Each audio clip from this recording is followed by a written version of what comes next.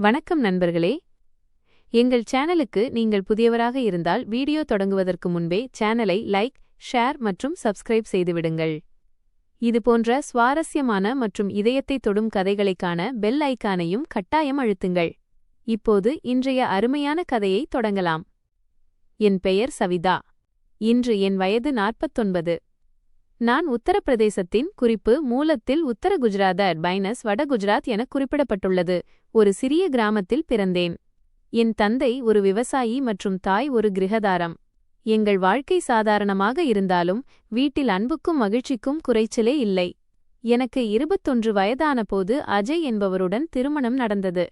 அஜய் மிகவும் உழைப்பாளி மற்றும் அமைதியான சுபாவம் கொண்ட மனிதர். திருமணத்திற்குப் பிறகு நாங்கள் நகரத்திற்கு வந்து ஒரு சிறிய மளிகை கடையை தொடங்கினோம். ஆரம்பத்தில் பல கஷ்டங்கள் வந்தன, ஆனால் நாங்கள் இருவரும் பகல் இரவு பாராமல் உழைத்தோம். சில ஆண்டுகளில் எங்கள் கடை நன்றாக நடக்கத் தொடங்கியது. இறைவன் எங்களுக்கு 2 குழந்தைகளைக் கொடுத்தான். மகனின் பெயர் நிகில் மற்றும் மகளின் பெயர் ஆர்த்தி. இனி என் வாழ்க்கையில் எப்போதுமே எந்த துக்கமும் வராது என்று நினைத்தேன். ஆனால் விதி வேறு எதையோ எழுதியிருந்தது. ஒரு நாள் அஜய் பொருட்கள் வாங்க வேறு நகரத்திற்குச் சென்றான். வழியில் லாரி மோதி விபத்து ஏற்பட்டது. மருத்துவமனையில் இருந்து ஃபோன் வந்ததும் நான் ஓடிச் சென்றேன். ஆனால் அங்கே செல்வதற்கு முன்பே அஜய் இந்த உலகை விட்டு பிரிந்துவிட்டான். அந்த நாள் என் வாழ்க்கையின் மிகவும் இருண்ட நாளாகும். நான் முழு இரவும் மருத்துவமனையின் மூலையில் உட்கார்ந்து அழுது கொண்டே இருந்தேன். எனக்கு என்னைப் பற்றி கவலை இல்லை. என் 2 சிறு குழந்தைகளை நினைத்து மட்டுமே கவலைப்பட்டேன். வீட்டிற்கு வந்த பிறகு சில நாட்களுக்கு மக்கள் ஆறுதல் கூற வந்தனர்.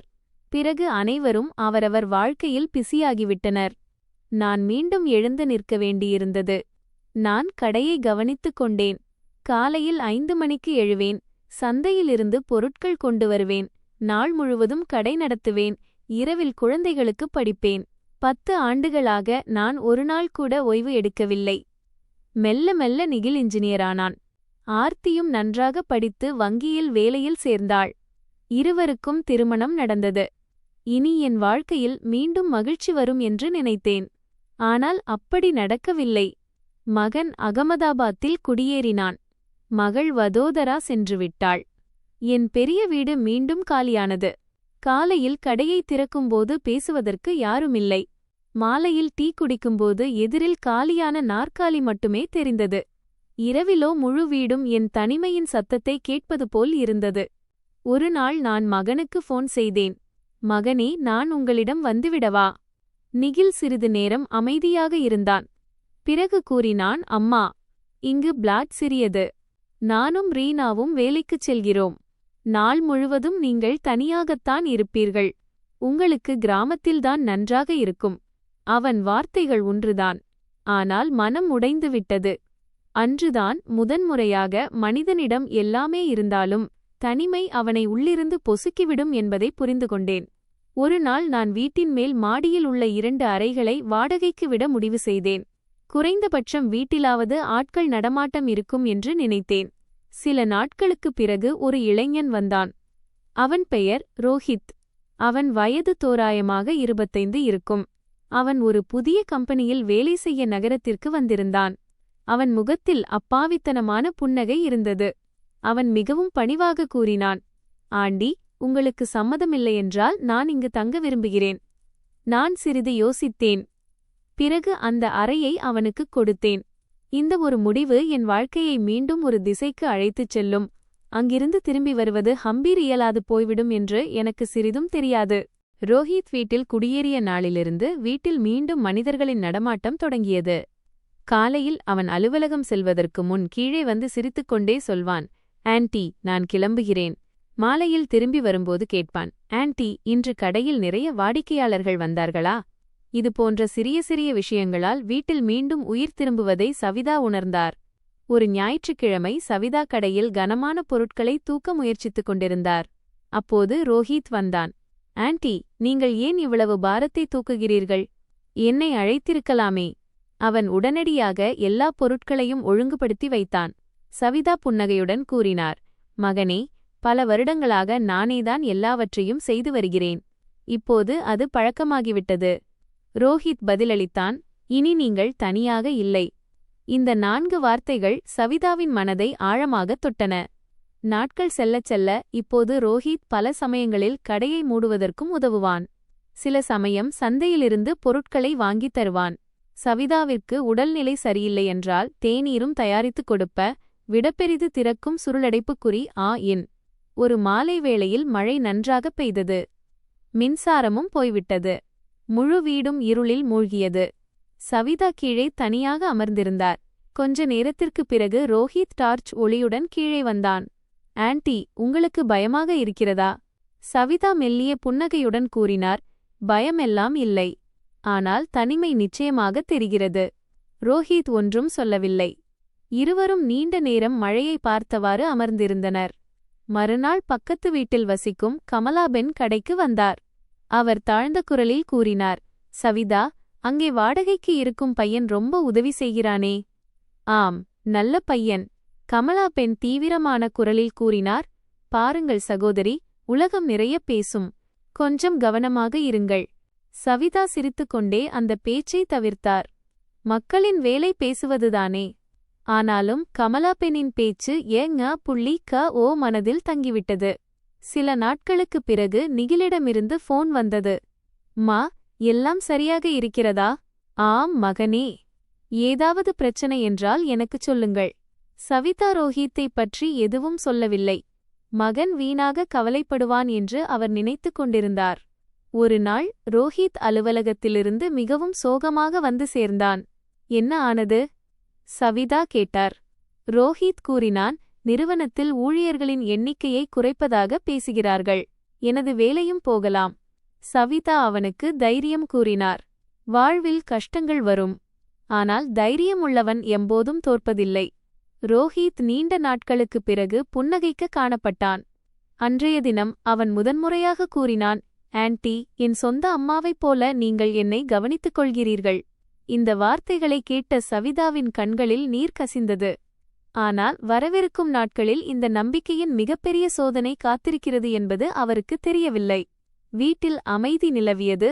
இருப்பினும் அனைவரின் வாழ்க்கையையும் மாற்றப்போகும் ஒரு சம்பவத்தை நோக்கி விதி மெல்ல மெல்ல நகர்ந்து கொண்டிருந்தது. காலை 7 மணி ஆகியிருந்தது. சவிதா வழக்கம்போல் கடை திறக்கும் தயாரிப்பில் இருந்தார். உடனே ரோஹித் கீழே வந்தான். ஆண்டி, இன்று நீங்கள் கடைக்குப் போக வேண்டாம். சவிதா ஆச்சரியத்துடன் கேட்டார். ஏன்? நேற்றிலிருந்து உங்களுக்கு இருமல் இருக்கிறது. இன்று நானே கடையை கவனித்துக் கொள்கிறேன். சவிதா புன்னகையுடன் கூறினார். உனக்கு கடை நடத்தத் தெரியுமா? ரோஹித் கூறினான். கற்றுக்கொள்வேன். முழு நாளும் ரோஹித் கடையில் இருந்தான். வாடிக்கையாளர்களிடம் பணிவாக பேசினான். மாலையிலும் கணக்கை சரியாக முடித்து சவிதாவிடம் கொடுத்தான். சவிதாவுக்கு முதன்முறையாக தோன்றியது ஏதோ தனது சொந்த நபர் ஒருவர் தனது பொறுப்பை பகிர்ந்து கொள்கிறார் என்று. சில வாரங்களில் ரோஹித் வீட்டில் ஒருவரைப் போல விட்டான். மாலையில் இருவரும் தேநீர் அருந்துவார்கள். தொலைக்காட்சி பார்ப்பார்கள். வீட்டின் சின்னஞ்சிறிய விஷயங்களை பேசுவார்கள். ரோஹித் தனது பெற்றோரைப் பற்றி பேசுவான். சவிதா தனது மறைந்த கணவர் மற்றும் குழந்தைகளின் நினைவுகளை பகிர்வார். இருவருக்கும் தெரியாமலேயே அந்த பேச்சுவார்த்தை இப்போது ஒரு தினசரி தேவையாக மாறிவிட்டது. ஒரு நாள் ரோஹித் கூறினான். ஆண்டி, நாளை எனது பிறந்த நாள். சவிதா மகிழ்ச்சியடைந்தார். காலையிலேயே சந்தையிலிருந்து கேக், புதிய ஆடைகள் மற்றும் ஒரு அழகான கடிகாரத்தை வாங்கி வந்தார். மாலை ரோஹித் வீட்டிற்கு வந்தபோது முழு ஹாலுமே அலங்கரிக்கப்பட்டிருந்தது. மேசையில் கேக் வைக்கப்பட்டிருந்தது. ரோஹித் ஆச்சரியத்தில் ஆழ்ந்தான். ஆண்டி, இந்த எல்லாமே எனக்காக? ஆமாம் மகனே. ரோஹித்தின் கண்களில் கண்ணீர் நின்றது. என் பிறந்த நாளை இப்படி ஒரு கொண்டாட்டமாக என் சொந்த வீட்டில் கூட எங்குமே நான் கண்டதில்லை. அன்று இருவரும் ஒன்றாக சாப்பிட்டனர். நிறைய நேரம் பேசிக்கொண்டனர். பல ஆண்டுகளுக்குப் பிறகு சவிதா மனதார சிரித்திருந்தார். ஆனால் அதே நாளிலிருந்து பக்கத்து வீட்டில் வதந்திகள் பரவத் தொடங்கின. தினமும் இருவரும் ஒன்றாகத் தெரிகிறார்கள். பிறந்த நாள் கூட ஒன்றாகக் கொண்டாடுகிறார்கள். ஏதோ ஒன்று இருக்கிறது. மக்கள் தங்கள் சொந்த விருப்பப்படி கதைகளை கட்டியெழுப்பினர். சவிதா இதை கேள்வியுற்றார். ஆனால் அவர் நினைத்தார். மக்கள் என்ன நினைக்கிறார்கள் என்பதை விட என் மனம் மிகவும் முக்கியமானது. சில நாட்களுக்குப் பிறகு நிகில் திடீரென வீட்டிற்கு வந்தான். ரோஹித் கடையில் ஒரு வாடிக்கையாளருக்கு பொருட்களை கொடுத்துக் கொண்டிருந்தான். சவிதா தேநீர் தயாரித்துக் கொண்டிருந்தார். நிகில் முழு காட்சியையும் பார்த்தான்.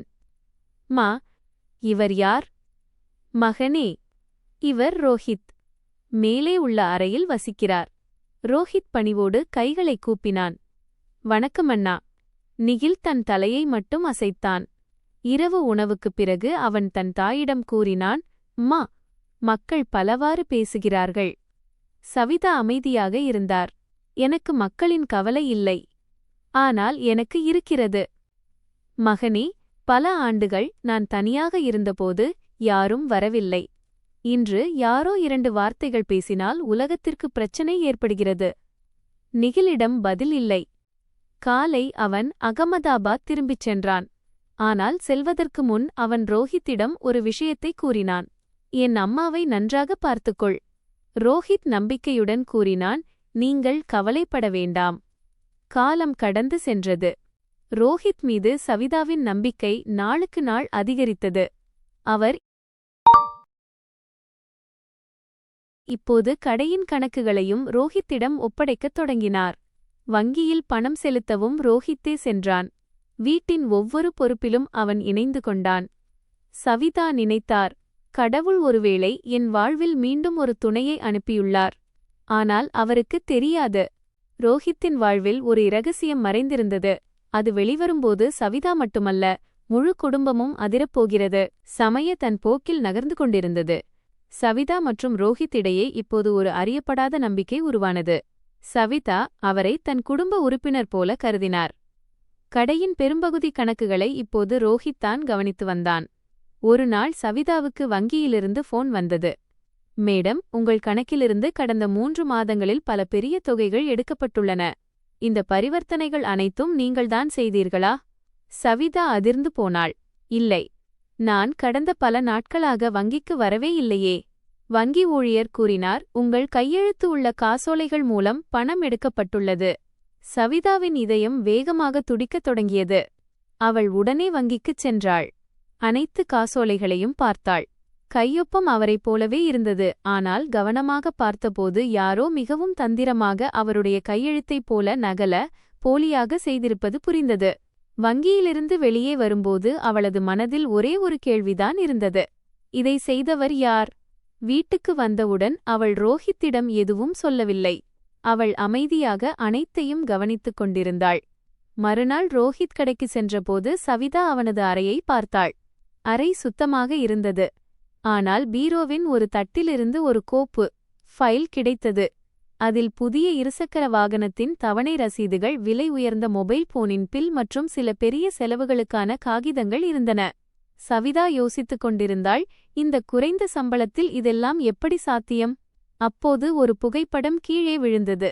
புகைப்படத்தில் ரோஹித் ஒரு பெண்ணுடன் மிகவும் மகிழ்ச்சியாக காணப்பட்டான். புகைப்படத்தின் பின்னால் எழுதியிருந்தது, எப்பொழுதும் உன்னுடையவன் நிஷா. சவிதாவின் காலடியில் இருந்த பூமி நழுவியது. இந்த பெண் யார்? மாலை ரோஹித் வீடு திரும்பினான். சவிதா அமைதியாக அந்த புகைப்படத்தை அவன் முன்வைத்தாள். ரோஹித்தின் முகம் வெளிறிப்போனது. சிறிது நேரம் அவன் எதுவும் பேசவே இல்லை. பிறகு மெல்லிய குரலில் கூறினார், இவர் என் தோழி. தோழியா அல்லது அதைவிட அதிகமா? ரோஹித் அமைதியாக இருந்தான். அவனது மௌனமே சவிதாவுக்கு எல்லாவற்றையும் சொல்லிவிட்டது. சவிதா கடுமையான குரலில் கேட்டாள், என் கணக்கிலிருந்து எடுக்கப்பட்ட பணம். இதைப் பற்றி ஏதாவது சொல்ல வேண்டுமா? ரோஹித் மிகவும் பயந்து போனான். ஆண்டி, பிறகு திரும்ப கொடுத்து விடலாம் என்று நினைத்தேன். அதாவது என் அனுமதியில்லாமல் பணத்தை எடுத்துக்கொண்டாயா? ரோஹித் தலையை குனிந்து கொண்டான். சிறிது நேரத்திற்குப் பிறகு அவன் உண்மையைச் சொல்லிவிட்டான். நிஷாவை திருமணம் செய்ய பணம் தேவைப்பட்டது. அதனால் நான் தவறான வழியை தேர்ந்தெடுத்தேன். இதைக் கேட்டு சவிதாவின் கண்களில் கண்ணீர் வந்தது. அவளுக்கு பணம் இழந்ததை விட நம்பிக்கை உடைந்ததே மிகப்பெரிய துக்கமாக இருந்தது. அன்றிரவு வீட்டில் யாரும் ஒருவருக்கொருவர் பேசிக்கொள்ளவில்லை. ரோஹித் தன் அறையில் இருந்தான். சவிதா கீழே தனியாக அமர்ந்திருந்தாள். அவள் தனது மறைந்த கணவனின் புகைப்படத்தை கையில் ஏந்தி மெல்ல மெல்ல கூறினாள், அஜய், நான் மீண்டும் ஒருமுறை மனிதர்களை அடையாளம் காண்பதில் தவறிவிட்டேன். வெளியே மழை பெய்யத் தொடங்கியிருந்தது. அந்த மழையுடன் சேர்த்து சவிதாவின் கண்களிலிருந்தும் கண்ணீர் மழை பொழிந்து கொண்டிருந்தது. ஆனால் அவளுக்கு அப்போது தெரியாது, ரோஹித் பணம் மட்டுமல்ல, சில நாட்களில் பவுலி நகரத்திலும் பரபரப்பாக பேசப்படப் போகும் ஒரு ரகசியத்தையும் மறைத்துக் கொண்டிருக்கிறான் என்பது.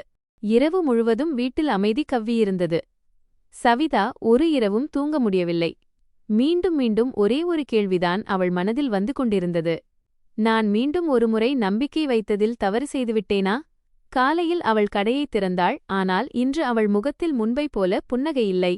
ரோஹித்தும் கீழே வந்தான். அவனது பார்வை சவிதாவின் கண்களுடன் சந்திக்கவில்லை. சிறிது நேரத்திற்குப் பிறகு அவன் மெல்லிய குரலில் சொன்னான், ஆண்டி, என்னிடம் தவறு நடந்துவிட்டது. நீங்கள் சொன்னால் நான் இன்றே இந்த வீட்டை காலி செய்துவிட்டு போய்விடுகிறேன். சவிதா அமைதியாக பதிலளித்தார். வீட்டை காலி செய்வதால் நம்பிக்கை திரும்பி வந்துவிடுமா? ரோஹித்திடம் எந்த பதிலும் இல்லை. 2 நாட்களுக்குப் பிறகு ரோஹித் வேலைக்குச் சென்றிருந்தான். அப்போது ஒரு இளம் பெண் வீட்டு வாசலுக்கு வந்தாள். அவளது பெயர் நிஷா. சவிதா அவளை உள்ளே உட்கார வைத்தாள். நிஷா சிறிது நேரம் மௌனமாக இருந்தாள். பின்னர் அவள் மெதுவான குரலில் கூறினாள், மன்னிக்கவும், நான் உங்களுடன் ஒரு முக்கியமான விஷயம் பேச வேண்டும். சொல்லு. நானும் ரோஹித்தும் கடந்த 3 ஆண்டுகளாக ஒருவரையொருவர் அறிவோம். நாங்கள் திருமணம் செய்து கொள்ள முடிவு செய்திருந்தோம். சவிதா ஒரு கணத்திற்கு அதிர்ந்து போனாள். நிஷா தொடர்ந்தாள். ஆனால் கடந்த சில மாதங்களாக அவன் மாறிவிட்டான். இனி அவனிடம் நிறைய பணம் வரும், அதன் பிறகு எல்லாம் சரியாகிவிடும் என்று அவன் கூறி வந்தான். சவிதா எல்லாவற்றையும் புரிந்து கொண்டாள். மாலை ரோஹித் வீட்டிற்கு வந்தான். வீட்டில் நிஷாவை பார்த்து அவன் அதிர்ச்சியடைந்தான். நீ இங்கே? நிஷா கோபமாக கூறினாள். ஆம், இன்று உண்மையைச் சொல்ல வேண்டிய நாள். சிறிது நேரத்திற்குப் பிறகு ரோஹித் எல்லாவற்றையும் ஒப்புக்கொண்டான். அவன் கூறினான், நான் பணத்துக்காக ஒரு தவறான முடிவெடுத்துவிட்டேன். கொஞ்ச காலத்தில் எல்லாம் சரியாகிவிடும் என்று நினைத்தேன். சவிதா தீவிரமான குரலில் கூறினாள், ரோஹித், பணத்தை மீண்டும் கொண்டு வரலாம். ஆனால் நம்பிக்கையை திரும்பக் கொண்டு வருவதுதான் மிகவும் கடினம். மறுநாள் சவிதா ஒரு முடிவு எடுத்தாள். அவள் ரோஹித்திடம் கூறினாள், நான் போலீசில் புகார் செய்யவில்லை. ஆனால் இன்றிலிருந்து நீ இந்த வீட்டை விட்டு போய்விடு. ரோஹித்தின் கண்களில் கண்ணீர் நின்றது. எனக்கு ஒரு வாய்ப்பு கொடுங்கள். வாய்ப்பு நான் ஏற்கனவே கொடுத்துவிட்டேனே. ரோஹித் மெல்ல மெல்ல தனது அறைக்குச் சென்றான். சிறிது நேரத்தில் தன் சாமான்களுடன் கீழே வந்தான். புறப்படுவதற்கு முன்பு அவன் சவிதாவின் கால்களில் கைகளை வைத்தான். என்னை மன்னித்து விடுங்கள். சவிதா ஒரே ஒரு வார்த்தைதான் கூறினாள், வாழ்வில் ஒன்றை நினைவில் வைத்துக்கொள். ஒருவரின் நம்பிக்கையை உடைத்துப் பெறும் மகிழ்ச்சி ஒருபோதும் நிலைக்காது. ரோஹித் வீட்டை விட்டுச் சென்றான். வீடு மீண்டும் அமைதியானது. ஆனால் இந்த முறை சவிதா முன்பைப் போல பலவீனமாக இல்லை. தனிமையை போக்குவதற்காக தகுதியற்ற மனிதனை நம்புவதுதான் மிகப்பெரிய தவறு என்பதை அவள் புரிந்து கொண்டிருந்தாள். அவள் மீண்டும் தன் கடையில் கவனம் செலுத்தத் தொடங்கினாள். அக்கம் பக்கத்து குழந்தைகளுக்கு இலவசமாக பாடம் கற்பிக்கத் தொடங்கினாள். மெல்ல மெல்ல அவளது வீட்டில் மீண்டும் சிரிப்பொலி ஒலிக்கத் தொடங்கியது. ஆனால் 1 மாதத்திற்குப் பிறகு சவிதாவிற்கு ஒரு அறிமுகமில்லாத எண்ணிலிருந்து அழைப்பு வந்தது. போனை எடுத்தவுடன் மறுமுனையிலிருந்து ஒரே ஒரு வாக்கியம் மட்டுமே கேட்டது. ஆண்டி, நான் பெரிய சிக்கலில் மாட்டிக்கொண்டேன். தயவு செய்து ஒருமுறை என்னை வந்து சந்தித்து பேசுங்கள். சவிதா அந்த குரலை அடையாளம் கண்டு கொண்டாள். அது ரோஹித். ரோஹித்தின் போனை பார்த்த சவிதா சிறிது நேரம் அமைதியாக இருந்தாள். அவளது மனதில் 2 எண்ணங்கள் ஓடிக்கொண்டிருந்தன. ஒருபுறம் ரோஹித் தனக்கு செய்த துரோகம் அவளுக்கு நினைவுக்கு வந்தது. மறுபுறம் பல ஆண்டுகளாக தன்னுடன் வாழ்ந்த ஒரு மனிதன் இக்கட்டான சூழ்நிலையில் இருந்தான். சிறிது நேரத்திற்குப் பிறகு சவிதா அமைதியாக கேட்டாள், என்ன விஷயம்? ரோஹித்தின் குரல் நடுங்கிக் கொண்டிருந்தது. ஆண்டி, போனில் சொல்ல முடியாது. ஒருமுறை என்னை வந்து பாருங்கள். அதன் பிறகு என் உதவி உங்களுக்கு தேவையில்லை என்று தோன்றினால் மறுத்துவிடுங்கள். சவிதா சற்று யோசித்தாள். கடைசியாக அவள் கூறினாள், மாலை 5 மணிக்கு நகரின் பொதுப்பூங்கா அருகில் வந்து என்னைப் பார். மாலை நேரத்தில் சவிதா பூங்காவை அடைந்தாள். சிறிது நேரத்திற்குப் பிறகு ரோஹித் அங்கு வந்தான். ஆனால் இன்று அவன் முன்பு போல இல்லை. முகத்தில் தாடி வளர்ந்திருந்தது. கண்கள் சிவந்திருந்தன. உடைகளும் அழுக்கடைந்திருந்தன. சவிதா கேட்டாள், என்ன இந்த நிலையை ஏற்படுத்திக் கொண்டாய்? ரோஹித்தின் கண்களிலிருந்து கண்ணீர் வடிய ஆரம்பித்தது. என் வேலை போய்விட்டது. பிறகு நிஷாவும் என்னுடனான அனைத்து உறவுகளையும் முறித்துக் கொண்டாள். மற்றும் என் பணத்தில் ஊதாரித்தனமாக சுற்றிய நண்பர்களும் இன்று என்னுடன் இல்லை. சிறிது நேரம் இருவருக்கும் இடையே அமைதி நிலவியது. பின்னர் ரோஹித் மெதுவாக கூறினான், ஆண்டி, நீங்கள் சொன்னது சரிதான். நான் பணத்திற்கும் பேராசைக்கும் ஆசைப்பட்ட எல்லாவற்றையும் இழந்துவிட்டேன். சவிதா ஒரே ஒரு கேள்வியை மட்டும் கேட்டாள். உனக்கு எந்த விஷயத்திற்காக மிகவும் வருத்தமாக இருக்கிறது? ரோஹித் உடனே பதிலளித்தான், உங்கள் நம்பிக்கையை கெடுத்ததற்காக. ரோஹித், தனது பையிலிருந்து ஒரு உரையை கவர வெளியே எடுத்தான். அதில் பணமும் சில வங்கி ஆவணங்களும் இருந்தன. ஆண்டி, நான் கடந்த 3 மாதங்களாக எங்கு வேலை கிடைத்தாலும் கூலி வேலை செய்து வருகிறேன். இந்த பணம் உங்களுடையது. எல்லாமே இல்லை, ஆனால் இது ஒரு ஆரம்பம். மீதமுள்ள பணத்தையும் கொஞ்சம் கொஞ்சமாக தந்துவிடுகிறேன். சவிதா அந்த உரையை தன் கையில் வாங்கினாள். ஆனால் உடனே அதை ரோஹித்தின் கையிலேயே திருப்பி வைத்தாள். எனக்கு பணத்தை விட உனது மாறிய குணம்தான் மிகவும் விலைமதிப்பற்றதாக தெரிகிறது. ரோஹித் ஆச்சரியத்துடன் சவிதாவை பார்த்து கொண்டிருந்தான். சவிதா கூறினாள், ஒரே ஒரு நிபந்தனை. என்ன? இன்று முதல் நீ யாருடைய உணர்ச்சிகளுடன் விளையாட மாட்டாய். கடினமாக உழைத்து வாழ்வாய். மேலும் என்னிடம் செய்த தவறை வேறு யாரிடமும் எக்காலத்திலும் செய்யாதே. ரோஹித் உடனே தன் தலையை குனிந்தான். வாக்களிக்கிறேன். அப்போது பின்னாலிருந்து ஒரு பரிச்சயமான குரல் கேட்டது. மா. சவிதாவும் ரோஹித்தும் இருவரும் பின்னால் திரும்பினர். எதிரே நிகில் நின்று கொண்டிருந்தான். அவன் சிறிது காலமாக அவர்கள் பேசுவதை ஒட்டு கேட்டுக்கொண்டிருந்தான். நிகில் மெல்ல மெல்ல முன்னால் வந்தான். அவன் ரோஹித்திற்கு எதிரே நின்றான். ரோஹித் இனி சண்டை நடக்குமோ என்று அஞ்சினான். ஆனால் நிகில் சாதாரணமாக கூறினான், தவறு மனிதனிடமிருந்துதான் நிகழும். ஆனால் தன் தவறை புரிந்து கொண்டு திருந்தும் மனிதனுக்கு மற்றொரு வாய்ப்பு வழங்கப்பட வேண்டும். ரோஹித்தின் கண்களில் மீண்டும் கண்ணீர் வழிந்தது. அவனால் பேசக்கூட முடியவில்லை. இந்த நாளுக்குப் பிறகு சவிதா ரோஹித்தை தன் வீட்டில் தங்க அனுமதிக்கவில்லை. ஆனால் அவனுக்கு எப்போதெல்லாம் சரியான வழிகாட்டுதலோ உதவியோ தேவைப்பட்டதோ அப்போதெல்லாம் மனிதநேயத்தின் அடிப்படையில் அவனுக்கு வழிகாட்டினாள். ரோஹித்தும் கடினமாக உழைத்து புதிய வேலையைத் தொடங்கினான். கொஞ்சம் கொஞ்சமாக மீதமிருந்த அனைத்து பணத்தையும் சவிதாவிடம் திருப்பிக் கொடுத்தான். மனிதனின் மிகப்பெரிய சொத்து பணம் அல்ல, மாறாக நம்பிக்கை என்பதை சவிதா அன்று புரிந்து கொண்டாள். ஒருமுறை நம்பிக்கை உடைந்துவிட்டால் அதை மீண்டும் பெறுவதற்கு வாழ்நாள் கூட போதாமல் போகலாம். 6 மாதங்கள் கடந்துவிட்டன. இப்போது சவிதாவின் வாழ்க்கை மீண்டும் மெல்ல இயல்பு நிலைக்கு திரும்பத் தொடங்கியது. அவள் தினமும் காலையில் கடையைத் திறப்பாள், வாடிக்கையாளர்களிடம் சிரித்துக்கொண்டே பேசுவாள், மாலையில் அருகிலுள்ள கோயிலுக்குச் சென்று தரிசனம் செய்வாள். ரோஹித்தும் இப்போது வேறு நகரில் புதிய வேலை பார்த்து வருகிறான். அவன் ஒவ்வொரு மாதமும் கொஞ்சம் பணம் அனுப்புவதும் ஒரு சிறிய கடிதம் எழுதுவதுமாக இருந்தான். ஆண்டி, இப்போதும் உங்களுடைய பேச்சுகளை நினைவில் வைத்திருக்கிறேன். நீங்கள் எனக்கு 2வது வாய்ப்பு கொடுத்திராவிட்டால் நான் ஒருபோதும் மாறியிருக்க முடியாது. சவிதா ஒவ்வொரு கடிதத்தையும் படித்துவிட்டு அமைதியாக இறைவனுக்கு நன்றி செலுத்தினாள். ஒரு ஞாயிற்றுக்கிழமை நிகிலும் அவனது மனைவி ரீனாவும் திடீரென்று வீட்டிற்கு வந்தனர். இந்த முறை அவர்கள் முகத்தில் முன்பை போல கோபமில்லை. நிகில் மெல்லிய குரலில் சொன்னான், மா, என்னை மன்னித்து விடுங்கள். சவிதா ஆச்சரியத்துடன் அவனை பார்த்து கொண்டே இருந்தாள். எதற்காக? உங்களுக்கு எங்களது தேவை அதிகமாக இருந்தபோது என்னால் உங்களுடன் இருக்க முடியவில்லை. நான் பணம் மட்டும் அனுப்பிக் கொண்டிருந்தேனே தவிர உங்களது தனிமையை ஒருபோதும் புரிந்து கொள்ளவில்லை. சவிதாவின் கண்கள் ஈரமாயின. அவள் தனது மகனை தழுவிக் கொண்டாள்.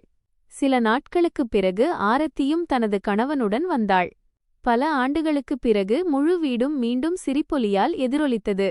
எங்கு முன்பு அமைதியும் தனிமையும் இருந்தனவோ அங்கு இப்போது குழந்தைகளின் குரல்கள் கேட்கத் தொடங்கின. அம்மா, இனி நீங்கள் தனியாக இருக்க மாட்டீர்கள். நாங்கள் அடிக்கடி உங்களிடம் வந்து கொண்டிருப்போம். உங்களுக்கு விருப்பம் என்றால் எங்களுடனும் வந்து தகலாம். ஆனால் முடிவு உங்களுடையது. சவிதா புன்னகையுடன் கூறினாள், இனி எனக்கு எங்கு செல்வதும் தேவையில்லை. நீங்கள் அனைவரும் நேரம் ஒதுக்கி என்னை பார்க்க வந்தால் மட்டும் போதும். அனைவரும் ஒரே குரலில் சம்மதித்தனர். சில மாதங்களுக்குப் பிறகு நகரத்தைச் சேர்ந்த சில பெண்கள் சவிதாவை சந்திக்க வந்தனர். அவர்கள் கூறினார்கள், அக்கா, நீங்கள் வாழ்க்கையில் பல கஷ்டங்களை பார்த்துள்ளீர்கள். தனிமையில் இருக்கும்போது எவ்வாறு தைரியமாக இருப்பது என்பதை எங்களுக்கும் சொல்லிக் கொடுங்கள். சவிதா தனது வீட்டின் மேல் மாடியிலிருந்த 2 அறைகளையும் காலி செய்தாள். ஆனால் இந்த முறை வாடகைக்கு விடுவதற்காக அல்ல. அவள் அங்கே மகளிர் உதவி மையத்தை தொடங்கினாள். ஒவ்வொரு ஞாயிற்றுக்கிழமையும் சுற்றியுள்ள தனித்து வாழும் பெண்கள் அங்கே ஒன்று கூடத் தொடங்கினர். யாராவது பஜன் பாடுவார்கள், யாராவது தையல் கற்றுக் கொடுப்பார்கள், யாராவது புத்தகம் படிப்பார்கள், யாராவது தங்கள் கதைகளை பகிர்ந்து கொள்வார்கள். மெல்ல மெல்ல பலரின் வாழ்க்கை மாறத் தொடங்கியது. ஒருநாள் ரோஹித்தும் அங்கே வந்தான். அவன் இப்போது முழுமையாக மாறியிருந்தான். அவன் கையில் ஒரு மிதாய் பெட்டி இருந்தது. ஆண்டி, சொல்லு ரோஹித், இன்று எனக்கு நிச்சயதார்த்தம் நடந்துவிட்டது. சவிதா மிகவும் மகிழ்ச்சியடைந்தாள். கடவுள் உன்னை எப்போதும் மகிழ்ச்சியாக வைத்திருக்கட்டும். ரோஹித் புன்னகையுடன் கூறினான். இந்த முறை நான் யாருடைய நம்பிக்கையையும் உடைக்க மாட்டேன். சவிதா ஆசிர்வாதம் செய்து கூறினான்.